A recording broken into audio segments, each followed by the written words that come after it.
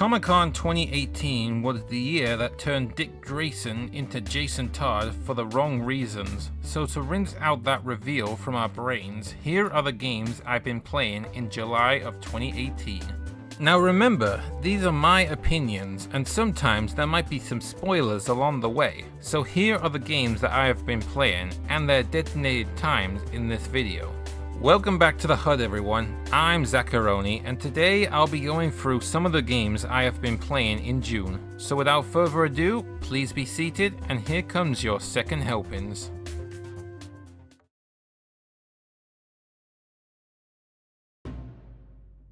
At first, I didn't want to start the first episode of The Leftovers with this title, but when I heard that famous game critic TotalBiscuit had passed away, I got to do something to tribute him. And while I was watching his past videos, I discovered that this game is his favorite game of all time, dethroning the mighty Deus Ex, and after playing it to the end, I understand why.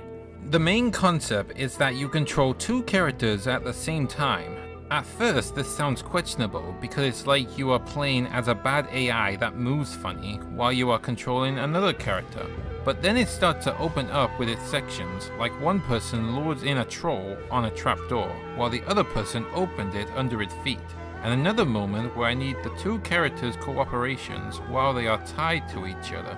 However, the one thing I like was the story, following two brothers, Nia, the tall and strong one, and Nii, the short and weak one, but he does have talent and a kind heart. Except for flowers though. I don't really know why really. Oh, and sorry if I couldn't pronounce the two brothers right. Anyway, their father has suddenly fell ill, and they have been told that the only way to cure him is by collecting water from the Tree of Life. So the brothers are sent off to find the tree, and along the way, they run into a friendly troll that is searching for his wife, and another section where they have to save a man who is about to commit suicide. While these sections are memorable, the real highlight was the final finale. It was a moment that I didn't expect it, but then I remembered the opening to the game and it makes sense for what it was telling. Overall, brothers may be tricky to control, but then I was just playing it for the story, delivering an emotional tale about working together and overcoming guilt.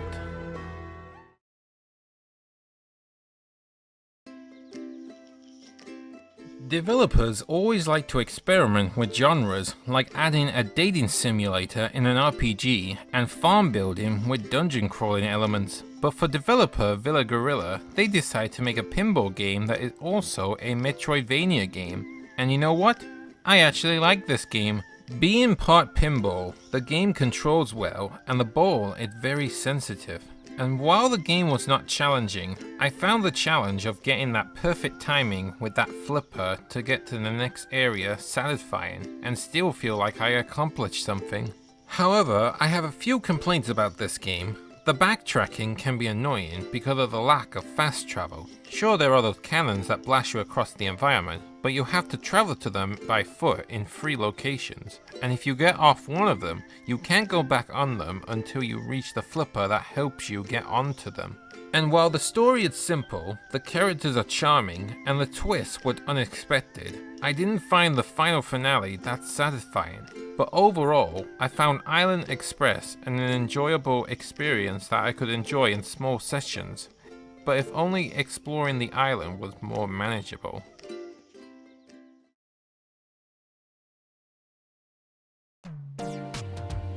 Now I just want to make something clear first.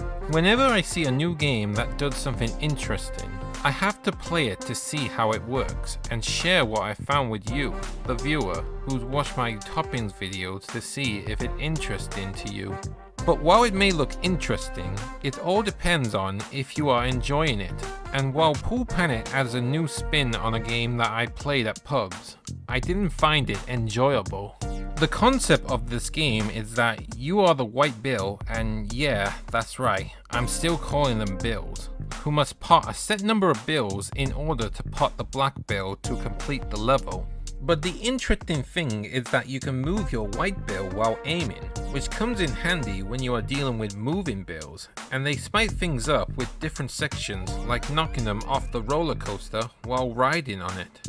But after doing the same objective in every level, I started to grow bored of it because of how repetitive it becoming, and while the game also focused on humor, I didn't chuckle even once while playing this game.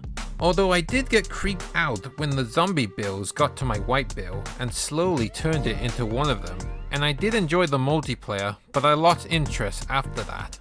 So overall, it works for what it is, but then it started to lose itself in a few levels later. So I'll just stick with normal pool from now on, if you don't mind, Rekem.